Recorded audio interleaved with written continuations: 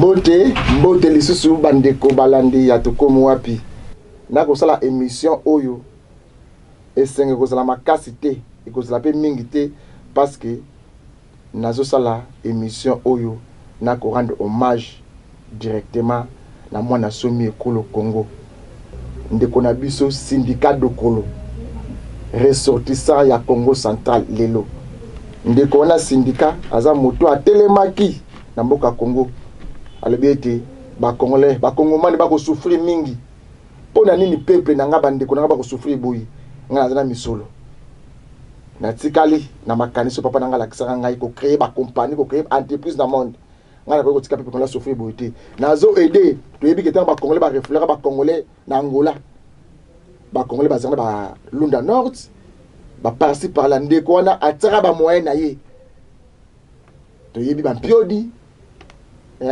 ba course de poulet ba soso ba loso ekendaka na ba site ba réfugiés ba congolais wana makanisi ya moto moko atika ki wana habité moto a rediriger mboka Congo a rediriger malamu te marianga za commerçant il faut la télémati nde asala ke loko ba bengi mouvement citoyen les congolais debout donc ba congolais to téléma pour être moto oyo aya susu malamisa tout comme président de la République te moto musifa kota vrai changement ya mboka Congo il faut monana pour être ba congolais bande ko na ngai yekutu te parce que ya zeli ne bozuna yi asaki déjà moto moka yebani donc na makamu mususu asali penate na lingaki mingi congolais à vivre ba droit na ye à faire comme peuple nyo surtout ya monde nga vivaka la liberté nyo surtout ndeko la telemaki lelo yo ndeko wana abengami ebembe abengani ebembe na yebi ke ba congolais be ba kolanda ngai e ko sala passe mingi ba suba kolela ba misuba mo ba komituna ndeko syndicat de kolo akufi na nini ebomiye nini ekomela ki ndeko syndicat de kolo mais na kosenga bolanda émission o na bokebi nyonso nazo yamba bongo l'un des délégués bandeko oyo ye animaki to pe bandeko oyo ye akadaki azalaki na bona lingomba na ye wana les congolais debout aza awa na plateau na biso ezali bongo délégué national ya les congolais debout ya mouvement les congolais debout kombo na ye madame Petronelle Bokombe maître Mbote. Bonjour. Bonne santé. Ça va. Moi, mais ça va. Moi, mon tout n'importe quoi na profondeur émission na biso le parce que ba congolais to ba rosela les autres resola nini. Mais quand on expliquer biso qui était syndicat dokolo. Merci. Papa journaliste na moto no pesingai syndicat dokolo aza mwana ya Congo. Batu mingi bakanisaka ke aza mwana mboka mosusu mais aza mwana ya Congo ndenge lobi papa na ye papa dokolo obiso tutango tozaki bana miketo yebi commerçant munene et maman na ye aza moto ya mboka Danemark. Alors syndicat dokolo azaki homme d'affaires collectionneur d'art azaki na makambo ebele azosala makati na vie na ye mais surtout azaki un grand homme d'affaires na mikili ya poto pe na Angola. Ok, monsieur Robax ezalite te wana pour le moment ekoki autre kota na makambo na ye mususu ya mouvement citoyen ya patriotisme na ye bon azali mwana mboka azali ressorti ya Congo central azali mwana papa dokolo poto to benga ba dokolo ba lusaki vana ba famille bemba o ba yebanaka comme ba tambongo ba commerçant ya mboka Congo ba yebanaka bango wana ba misu ba yebanaka te ba misu bazo bimaka lelonga papa na zaka nani ata boulangerie kombo na bino ezalaka ata boutique ezalate mais bazo bimaka donc to yeba makanisi nini bino ba bozalaki na ye ye azalaki na misolo azana ba entreprise papa na azaka na nouvelle banque de Kinshasa awa na ville de Kinshasa wale papa ya syndicat dokolo ko ba de ba yeba ngote mais makanisi ne zwaki aya ko sala mouvement citoyen les congolais de ndeko na biso a évolué mingi na Angola donc abali mona ya président ya Angola et a évolué mingi donc amoni souffrance ya ba congolais amoni yango penza lobi kutu nazwaki témoignage ya mama moko azaki na Angola alobi bakangaki na kasho moko tanga yoki syndicat dokolo azoleka abeleli na Lingala syndicat telemi atuni basoda likamu nini o te mama oyo aza na mikanda te ayebisi bato doa bapesa ye mama wana bapesa mama wana ya congolaise azali lelo akoki kotémoigner akoti na mutuka abine olingi nini oyo nangi nazonga Congo akamati mbongo apesi ye azongi Congo oyo mpona koloba ke azalaki na susi mingi ya biso bandeko na ye ndenge olobi te syndicat dokolo azalaki na bamoyen na ye azalaki na mbongo ebele aza mwana babotami na kati ya mbongo eza lokola baoyo baye te mbongo baye kozwa ngo na mokolo ye banda botama azalaka na mbongo mais azalaki na susi ya bandeko na ye ntango baproblème ya kamwe na nsapo ebandi bandeko na biso akasai bakimi bake na Angola ayoki sango atindaki ndenge olobi biloko akendeki kopesa ntango akoma kopesa kuna apesi biloko bien sûr mais mokonzi moko ya Angola ya soda yebisi mais yo poza mwana mboka wana okosala eloko te alors parole wana eningisaki motema na ye nde adecidaki vraiment en tout cas il faut nasala quelque chose pour na mboka nango. C'est à ce moment-là qu'il y a une décision pour ça là les Congolais debout. Donc c'est un moment où il y a un souci il y a mboka na Congo il y a ça là les Congolais debout. Il y a les Congolais debout ça qui nini vraiment juste. Donc vision na ezala ki kozwa mboka moko to za mboka moko ndenge to komo benga siko état de droit. Mboka moko za na ba valeur, mboka moko ezo respecter bato. Mboka moko bato bazo vivre bien. Bazato ndenge za ko ba mboka za na mboka kita ebele mais tozo kabolate. Donc, et le social, surtout à Batou.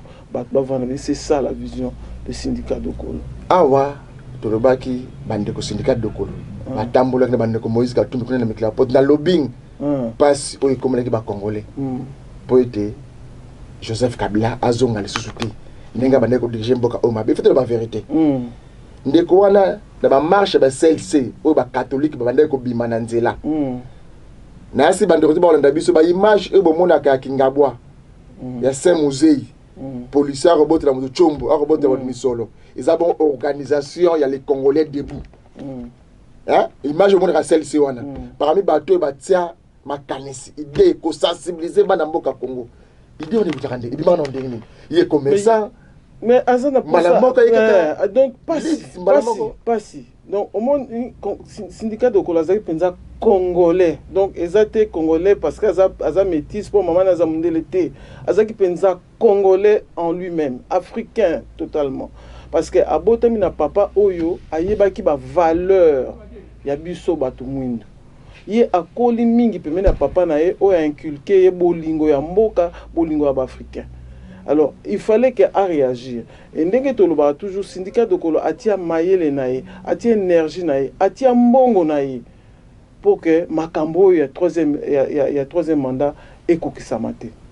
Donc atinda penza ba moyen qu'il fallait yé moko pe na le 30 juin 2018 à salaka marche nene na Belgique. Na yé moko en tête. À ce moment-là, Corée Kozonga na Congo te azalaki kuna na Belgique basalaki bamboka ebele bato bayaki ebele balandaki. OK. Mais tant abandé ko sala yango. Abandé ko kanisa te yazane commerçant. Abandé ko sala pour intérêt nini. Pour intérêt ya kolinga kaka Congo mingi ya kolinga mboka mingi ya kolinga ba Congolais mingi to azalaki na bit moko précis abandé ko luka. Pour batebele balandeng wana au société civile au troisième fois au mouvement citoyen ba comme parti politique ba comme ya ba zo poste ministériel est-ce ma kanisna venez avec nini ya ko soutenir ka Congolais à vivre état de droit solo to ndengini makanisna franchement wana ko lo bango sincèrement que na solo la na epé mingi likambo wana makanisna ezalaki ya ko sala politique te bato ebele bazaki ko pousser même biso ba militant na ye tozaki ko pousser parce que toyeba que aza homme de valeur aza mutu moko aza na parole so rapesi o parole na ye il tient toujours sa parole aza mutu moko alingi bato serviable akaba facilement aza na motema moko ya malamu donc pour na biso pe ba militant na ye tolingaki vraiment en tout cas attend en 2023 à postuler mais syndicat de Kolo n'est pas un politicien ce que fandi na yo mona kaza ne politicien te mais azana bolingo baninga bolingo ya mboka surtout aningi ke mboka ezala bien tant ozo voyager na bamboka ebele azo mona pe baninga bazo vivre bien pourquoi pas biso.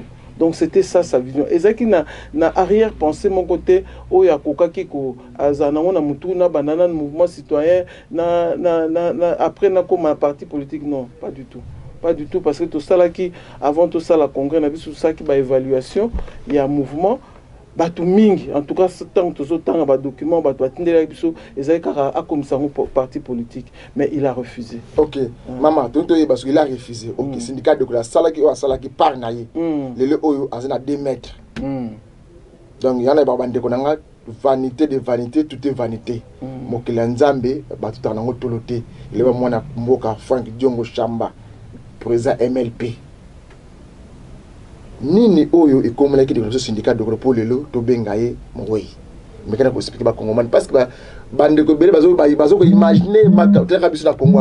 Trop de réseaux sociaux, trop de makambu de ko kanisa mutake ko tweeter. To yeba yo za bongo délégué national. Il y a un mouvement citoyen les Congolais debout. To yeba. Mais quand on peut ça, bah Congolais, bah information à la source. Ni ne comment qui lelo oyo ndeko syndicat de Kolo, ça les crises ou à quoi na mer. Mais quand on explique biso, ni ne comment là qui est na mbembo na ekuna na Dubaï. Mais il y a tout d'abord que batozo ba isa assassinat, ezali kamusongolo, ezali kamusongolo. Non, il faut batba longola idée wana. Il faut batba longola idée wana, c'est un accident. Accident moto okufi. C'est un accident. Syndicat de Kolazaki spécial moutouté. Azaka moutuloko abiso. Il s'est fait qu'Azaki n'a passion na moko et a la plongée sous-marine. Asa la rango mingi, c'est pas la première fois. Asa la rango mingi et cette fois-ci asa la kiango, il s'est fait que il y a eu un accident na Samai, à Melimaï, et côté na ba poumon et voilà. Ce n'est que ça, il n'y a rien. On a entendu beaucoup. Il n'y a rien de tout ça, c'est juste un accident. C'est juste un accident. C'est juste un accident. Base à la calme. Base à la calme, c'est juste un accident. OK. Parce que maintenant, on est avec le parce que nous avons dit que nous avons dit Congolais. Vision, nous avons Congolais, nous avons contre la mécanisme de Kouana. Dans la politique, maintenant soutenir. Ba Congomani, au bas la besoin sur la politique pour te mbok na biso que liboso. Donc yeba matanga nayi et que procéder ndenge nini. Et ko ya Congo Kinshasa et le kamba mo Angola et que kende wapi mais kana ko expliquer ba Congomani ba yeba. Una lingina lo ba liboso que corps ya syndicat de Koloko ke na Angola te. C'est un Congolais. Donc ce qui a kufi na mboka mususu ce que famille décidé ba ya okunda ye na Congo. Mais pour le moment ba décider corps na ye ko za l'enterrer na Londres. Pembe na mwasi na ye na bana na ye esika bazali kovanda awa na Kinshasa biso mouvement citoyen tozo lela mokonzi na biso na siège na biso awa na Gombe pe famille pe azana ya esika na ye baza kosangana na famille on peut savoir adresse adresse na biso eza moto ya participer vraiment il faut que ba Congolais baya le pouvoir de ça dans oyo ndeko syndicat de la participer parce que ma politicien ba échouaka il faut la vérité ba politicien nyonso ya Congo ba nyonso ba kokakité ba tu ba ko tcha ba Congolais poids ezali ba syndicat ba mouvement citoyen ba catholique de ba sanganaki ba libité à part mokozala mo Christo payer za wana donc il faut que dim na kotama kabo donc il faut que musala pour église fonctionner alors biso faut téléma pour ndambo na biso et que de liboso c'est ça exactement donc on va adresse fixe adresse na biso tozana avenue des hauts commandements des armées donc ezaki avenue au commandement kala numéro 30 bis côté à Halle de la Gombe d'ailleurs ce ko yeka wana mona photo na munene ba komi na mur les Congolais debout. OK.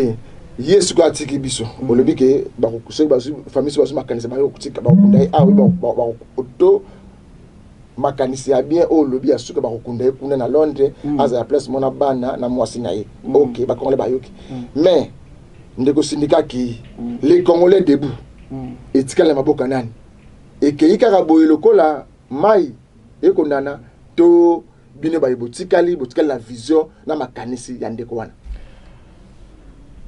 Congolais de beaucoup kufaté tant que ba Congolais baza et koki jamais kokufa parce que ça likambo eza ko réveiller mémoire conscience ya ba Congolais syndicat dokolo azaki na vision o nazolo bake mboka etambola malamu pour mboka etambola malamu il faut ba citoyen ba telema il faut biso moko peuple to telema mutako la biso likambo azate il faut biso moko to telema alors biso ba Congolais debout mission na biso za ko conscientiser bato ta likambo mabe ezali fu biso to telema to ba likambo wana to sepeli nango te ndenge to saki pona 3e mandat lelo so likambo so mabe ezali to ko telema kaka alors ndenge poser nga question que ba congolais debout ekokufa te so ko feza lokwa to kundi syndicat 2 fois ekokufa te atiki structure ezate que mouvement moko boye eza na mopepe te eza mouvement oyo ati penza ba structure atiki ba responsable o ba ko sala musala o ya estimaki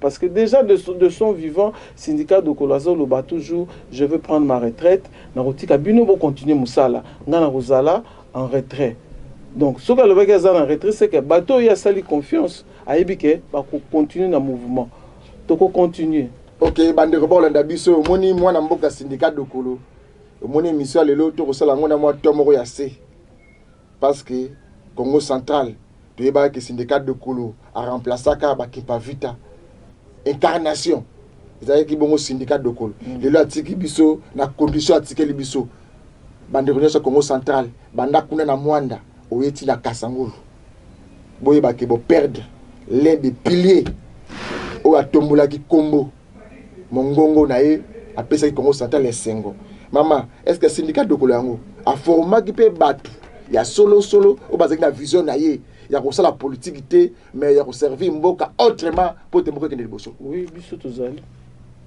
je me formé tu formé pour ça ba mouvement citoyen le mouvement congolais debout a eu formation les até que badaka to sangana na boina bata balabala non toza na formation à idéologie il y a vision na ye toza nango donc il faut to continuer ango et ça le quoi to côté une école syndicat c'est qu'il faut il y a zaté photo to pesa pe maté wana biso tozwaki donc ba syndicatiste avec fa papa na minute nazo yebisa yo ba syndicat ba botami déjà ba syndicat belé ba botami parce que nazo ba coup de fil belé ba bazo ngaba adhérer ba to ba yeba ki écouter ba ni ba adhérer donc ba comme ko yoka mingi ba vidéo na e makambo ya loba ba se retrouver voilà okay. Se retrouver tu sais moi Manix Kembolo sur quelques vidéos. Moi quelques vidéos yande ko na biso syndicat de Kolo bomo na ninga bande ko loba pona mboka Congo souci na ye pona mboka Congo za kini makanisi na ye pona peuple congolais ezala kinini émission na biso de biso ki bino congolais nios o azona makanisa malamu po atombola mboka Congo biso to ko soutenir ye to komo abezaki pa ba ngana liboso et soutenir makanisi ya syndicat de Kolo na biba magazine na ba chaîne TV ya liboso au syndicat de Kolo lekera ba interview za de aw na osenga Manix Kembolo moi quelques extraits la déclaration du syndicat de Kolo. Bon, 2 ans on a prêté notre soin.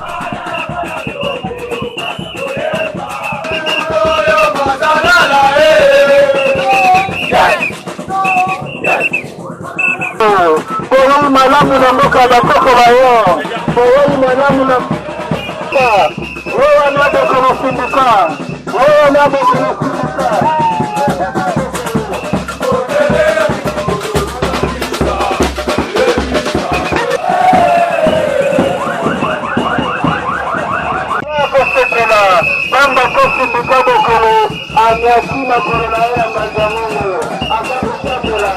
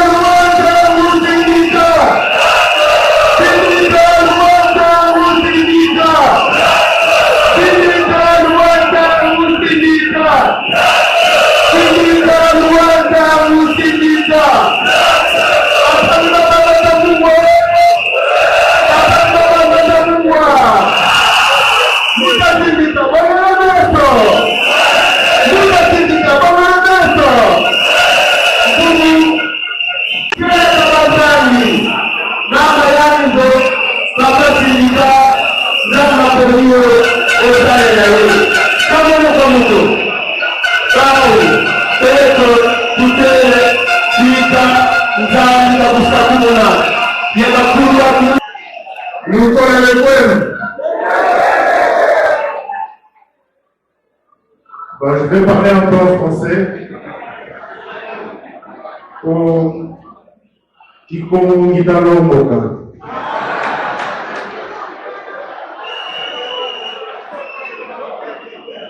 Je vais demander à notre porte-parole, Maître Hervé, qu'il puisse traduire en lingala pour que nous puissions tous nous comprendre, que nous puissions célébrer la joie de pouvoir échanger ensemble dans la terre qui a vu naître mes ancêtres, dans la terre dans laquelle mon père est enterré et qui est tellement chère au cœur de ma famille.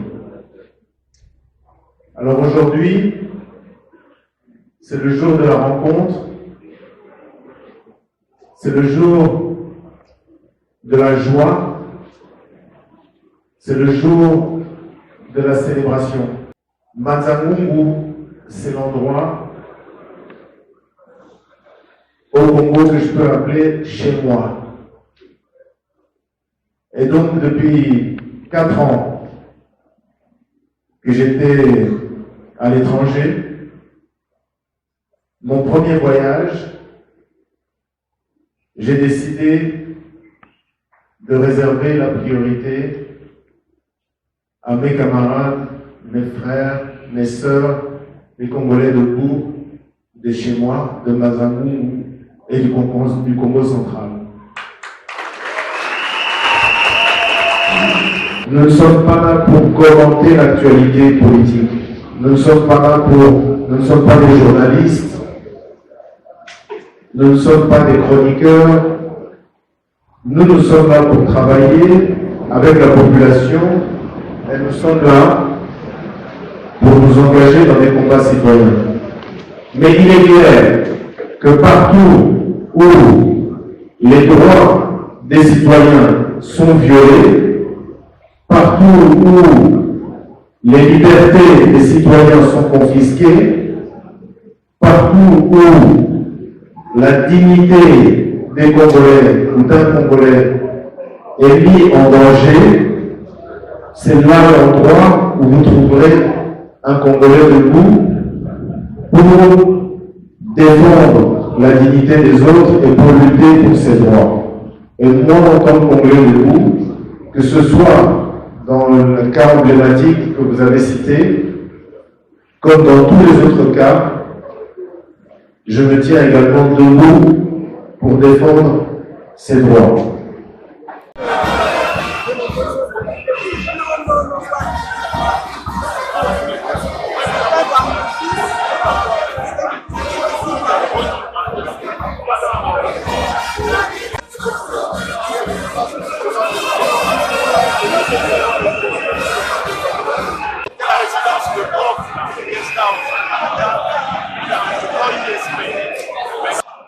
Écoutez, c'était d'abord un moment très émouvant pour moi parce que c'est évidemment Manzangungu, la terre de mes ancêtres.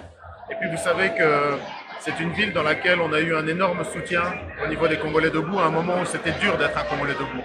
On a beaucoup de gens ici qui ont eu le courage de porter nos couleurs, de porter leurs casquettes, de porter leur écharpe, leur t-shirt à un moment là où c'était passible de prison, à un moment là où c'était passible de poursuite. Et donc c'était important pour moi de venir d'abord et de remercier pour cet engagement. Et puis deuxièmement, d'expliquer que ce n'est pas la fin des Congolais debout. Nous allons nous réorganiser dans le cadre d'un grand congrès au cours duquel nous allons définir les prochaines étapes de notre engagement. Et c'est très important pour moi d'être ici parce que les Congolais debout, c'est un mouvement national, un mouvement de masse. Et donc ce n'est pas que Kinshasa. Le Congo, c'est avant tout les provinces. Et donc, ce qui nous importe, c'est être en mesure, un mouvement capable de comprendre et de refléter, de relayer les préoccupations du Congo profond. Parce qu'à la fin, c'est ça qui est important. Pour un mouvement citoyen, c'est d'arriver à refléter les difficultés, d'arriver à refléter les attentes, les inquiétudes des populations auprès des décideurs afin de trouver des solutions concrètes. Donc c'est exactement le sens de cette venue ici et je pense que c'était un grand succès. J'ai beaucoup apprécié l'échange, c'était discipliné, c'était beau, c'était Congolais debout. Merci Bandeko Balandi Yatokomo Pilo Kamalamu Wumelarate Bolandi Bongonde Konabiso syndicat de Kolo Congolais avéré, Congolais à Monaki loin, politicien commerçant, mais le but il faut servir beaucoup autrement. Ils ont karaté na premier ministre, na la ministre. Mais ndeko syndicat de Kolo kapé awati. Akuta na kana président de la République Félix Antoine Tshisekedi Tshilombo. Moto babunda ki ensemble pour te kibazwa kibokonzi. Basolo laka. Donc ko yeba masoni bosolo laka na mokonza mboko. On eza masolo ya bango bakonzi basolo laki ba mais na yebi que d'abord baza ba camarades. Hein, baza ba camarades donc basolo makamu na bango puisque ba uta déjà na lutte, ba mi balé donc ba yeba ki mais surtout que syndicat zaviki na idée ya ko remonter ba entreprise. Entreprise ya papa na ye ozalia en tout cas zaki nango déjà na mutu mais environnement politique ezali ko permettre était à banda. Donc il fallait avoir l'assurance il y a gouvernement oyo que ceux qui n'a bandé l'eau ba oboto la té. Donc il avait pris le temps quoi. Il fallait pas solo la peut-être que va solo la qui mais toujours est-il que dans sa tête il avait cette idée parce que batumsu ba lobio té à Salina Angola à wasale le côté oui mais bien sûr l'environnement politique ne le permettait pas puisque Azaki déjà recherché et tout ça il avait déjà des faux dossiers contre lui donc moyen zonga wasala musala o yazalaki na posa ezalaki te. Makonza mboka uti ko belela awa asalaki discours ya 6 minutes ya 6 minutes oyo bandeko na biso so balelo ba ko marcher ba zo tambola na balabala ba tambola ba soutenir consultation makonza mboka est-ce que bino bazaki invité to bazaki invité oui biso to bazaki invité particulièrement oui ngamo kona kendeki makonza mboka yambaki biso na kombo ya syndicat de Kolo na kombo ya mouvement citoyen ya syndicat de Kolo oui les Congolais debout oui yambaki biso tozaki occasion solo na ye nga personnellement na solo na ye surtout sur le social et la sécurité tondimaki discours na ye tomonaki makambo alobaki na tunaki mokonzi mboka na moni oza bloqué parce que bengi bato alors ce que oza bloqué ta biso tokoloba il faut yoka ce que yoki biso te tomoni te ndenge tokopesa ba cahier de charge mais ba cahier de charge ngo pesa tout soki combien il faut azwa temps kotanga pe alanda au peuple azoloba na de makambo sosolaki bosolaki yo mo fa na mokonzi mboka to fona nga nazaki chef de délégation pour union sacrée. Bon, union sacrée, on a habité, ça dépend aussi de la union sacrée, parce qu'il ne faut pas que Batouba ait une union sacrée pour le partage du pouvoir. Il faut maintenant que tous en des politiciens vraiment avérés, des vrais politiciens au Balingi Penza avancement Mboka. Si on a bengi kabinga naza bloqué. Il faut boya bosunga pour Mboka kendeli boso. Mais pour nous, on a trouvé que c'était normal parce que ça mon Mboka et c'est normal qu'à senga que to ebisaye oza na mitema na biso. Parce que ceux qui olingi muta salisa yo soko lobité moi mutu wana pa salisa yo exacté. Donc c'était important to le banaye que voilà sécurité zate sociale zate kuna seni zo stambolate il faut ba réforme il fallait ba yebisaye. Na kati na makambo o biso ba mouvement citoyen pour na salinga mon côté to zake belé auto yebisi ezape makambo ezana mitu ya ba congolais. La minute qui demande les peuples qui demande un changement. Il demande surtout la vie sociale doit changer. Il demande que la corruption ici là. Comment voulez-vous m'ouvrir un million? Un million. Et ça dans ma centaine, ça dans ma million. 10. Mettons que vous avez 100 millions, mon peuple a zozoanine, le peuple a croupir dans la misère. Donc il faudrait que nous dans le bas qui me vraiment attire ma tour inaye par peuple. Ayuka. parce que les politiciens ne sont pas en union sacrée, la union sacrée, mais ils pour bien le peuple, ils pour un système et continue. Or, il y a un système qui est installé, ils ont empêché Mboka et avancer. On est dans un discours et je crois que le fait que Mboka a comprendre, il ne faudrait pas qu'ils reviennent avec les mêmes personnes qui ont les mêmes défauts. Ok. Moi, message pour la initiateur, il y a le Congolais debout syndicat de collège. Il y a Kosola Nabino. Tant que tu ici, tu solo li en aparté parce que bon, batumsu bazaki mais abenga hinga tout solo parce que tu zana affaire yebi moi famille muke. Donc tu solo qui singa pe que après singa ba condoléances et que bon akotala. Ça s'est arrêté là. Akotala pour na liwa ya moninga ami de souffrance, ami de lutte. Naye syndicat de Kolo, c'est ça? Voilà. Ok. Ceux qui se connaissent de Kolo, ils vont adhérer dans les Congolais debout, dans le mouvement, c'était les Congolais debout. Il faut y un bureau, un biso, un siège, un biso, un biso. Si on a plutôt les mokondi, un biso, baya. Siège à place. Ils ont na Gombe, na avenue des Armes, croisement avenue des Armes, avenue Gombe, de la Gombe. So comme quand na hall de la Gombe na coin, au moment image na ye ya munene zawana bakomi na mur les Congolais. Est-ce que vous pouvez le numéro de téléphone de bande de parce que ndeko wana za pa ba icône, za pa ba doyo, ba pesa ki ba gêne. Pour ça, il y a servir Mboka Congo. Ma caractéristique ko pesa bande ko ba zana besoin soutenir ba kota na vision syndicat de Congo. Na ina loba ana Baxel Kambo lobi ya aussi na Kapangala, na ina yebisa peuple congolais que syndicat de Congo sali mingi dans le noir. C'est-à-dire que l'action a été pour les Congolais, surtout pour les jeunes, pour les activistes. Azo salango mais abeta tangwate, alobate. Mingi bakanga maki na prison, ceux qui syndicat de Kolote, banga ba bimate. Mais abeta li solo. Asa cabinet ba avocat mobimba. Ah, cabinet ba avocat mobimba balanda la kaka batu.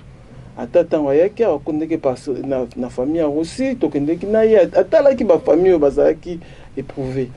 Donc, Azam tout le monde a que na âge à 48 ans, bah jeune, il faut adopter image wana. Ça c'est le modèle il y a congolais au tolingi banana biso plus tard bazala parce que vraiment il a montré na mokili mobimba que te congolais za muta valeur et que banana biso bazobota ba syndicat mike bazoya balanda image nae. Alors pour na kusuki sandenge lobi tous en matanga, tous en a besoin d'activistes nyos, ba congolais nyos tout. Obaye baki na obaye baki était. Baya tous sangana to lenae, tous ali na place à siège na biso, tous a koyamba batu nyos, mutu nyos koya to vendre sika moto leli mukonzi na biso to ko sisa matanga na biso le 16 parce que le 17 et que ça la recueillement moko un peu spécial. Mukolo ba rotier na mabele et que vous allez retransmis en direct à partir à Londres. Alors, wana izali kamba famille va salir en musée. Le quoi yazaki collectionneur d'art, va inviter batu bazan à musée, mais batu peuple au banin koya, ba koku koya place kozala. Musée triomphal. Ah, puis musée triomphal. OK. Maman Pétronier Bokombe, donc on a su que mission Abisso, moi message d'espoir, na ba congolais surtout au balinga qui changement, au balinga qui vision de syndicat de Kolo, à les sociétés. Il y a qui mais esprit, idéologie, éthique. Donc d'accord qui syndicat de Kolo, éthique. Mais il y a motonda tiki biso, mais esprit na éthique kat na bino. Message fort na ba congolais qui sport na biso espoir pour na mboko na biso. Nangina Bisabatu Boye, syndicat de Kolo, article du héritage Morobo. Ils ont le héritage, il y a Simon Kimbangu, ils ont le héritage, il y a Lumumba, bateau, basala histoire. Comment patrimoine national, syndicat de Kolo, a patrimoine national. Il faudrait que Biso Congolais to adapté et le Kouanezaki na Katinae. Bolingo ya mboka. Bolingo ya peuple, bolingo ke mboka wana et que indépendant liboso za mboka ya ba valeur parce que to perdra ba valeur nyonso. Il faut to zongisa mboka na esika na ngo esenge to ezala. Alors dans ce na bana mboka nyonso, ba congolais nyonso. Ya lobaki telema pona bomoto na yo soki yo telemité ndako no ezozika yo telemité yo kantina na ya kotumbe aya bomelo moto esaka yo moko. Alors avant que mon paya ya kosalisa biso, avant que mutu kingande ya kosalisa biso, il faut biso moko ba congolais. Ce pays nous appartient. Ce pays est à nous, c'est un héritage ya bakoko na biso. Il faut totelema soki mutanga boto la biso mboka. Il faut totelema lokola ba israélien, lokola ba palestinien ba bundaka likola mabeli. Donc biso pe ba congolais, il faut to bundela mboka eza ya biso, il faut totelema. Ok, merci na tous les botondi bande ko balandi ba tuko landa biso na nzela ba kuta biso na katika des bongo madame Pétronelle Bokombe azaki délégué national ya les Congolais de bon mouvement citoyen o ezaki initié donc initiateur nango ezaki bongo mwana mboka syndicat de Kolo pe à son âme ba Congolais ba kolela yo o eza par na biso to sala bongo hommage spécial syndicat de Kolo boyoki syndicat de Kolo azalaki nani azalaki pe nani na mboka Congo boyoki témoignage ndenge mama ko pesa témoignage na lingi poto suki mama moi témoignage moko ya bolamu osape mutu toza être humain ko la ngai ya ndeko na syndicat de Kolo bolamu zebele bolamu zebele oyo na ko retenir eza na mbongo te mais eza bolingo pona nga syndicat de Kolo avait beaucoup de respect et beaucoup d'amour et en plus beaucoup de confiance. Parce que loko modèle oyo otia mutu lokola nga atanaza mama ataza mukolo otia à la tête de ça, il faut oser la confiance pe oli na bolingo mutu wana. Voilà, ça c'est le message que je retiens. Merci. Il pesa numéro de téléphone. Oui, pesa numéro de téléphone ba ko so bande ko mona bino to nanzela singa to pas de se pesa malamu te bande ko bolanda numéro o na bokebi ko pesa o malami balé pesa o bande lisusu 084 097 82 45. Mandela 084 097 82 45. Ok, wana soko lingozo mama Pétronelle Bokombe, azali bon madame, azali délégué national ya mouvement citoyen, les Congolais debout. Soko lingozo ba renseignement nyonso, olingo yeba pona ko kota les Congolais debout faut ça nini, pona ko kene matanga na ko kene nzela nini, pour les là. Moi na somi ekolo Congo syndicat de Kolo. Malgré azate biso nous sommes des Bantous, ba le barande ko soka kufi ati karabisa pour 40 jours. Il faut mon esengona ke ba Congolais e ba na ko lingande ko wana. To comme wa bibanda lelo na fongoli porte ouverte. Témoignage, hommage na syndicat de Kolo. Oyo nyonso tunde ko syndicat asala bolamu na famille, na libota, na bombo na yo. Yaka awa na to comme wa une minute kaka oloba pona ndeko na biso syndicat de Kolo. Et ko sala biso malamu mingi azaki papa, camarade, vieux, noko. Mais azaki mutu moko 48 ans ndeko nanga 48 ans. Eza ba âge ba lumumba, ba kasavubu, ba kimpavita. Vous comprenez? Donc âge abatu nyonso tout o basala kombo na mboka Kongo bakufeli yango ipakeli bande ko na ngai eko sala pasi mingi na mboka na biso Kongo nzamba leki bata mokili mokili nzamba tuta nango tolote to suki awa emission leko sala nga pasi mingi na yebike bana nyonso ya Congo central bazana kimia te bazaya kolela babungsi moko ya desana ba fumuki mbango bakipa vita akei karaboy. Mais na ebisi bino spécial hommage ya syndicat de Kolo tokotika ngote te bande ko accompagner chaque jour to pesa na jour matin et kobima et ko en direct na de télévision tika te kimi akolo nzambe ezala maboti na bino nde to kotele moko malobi.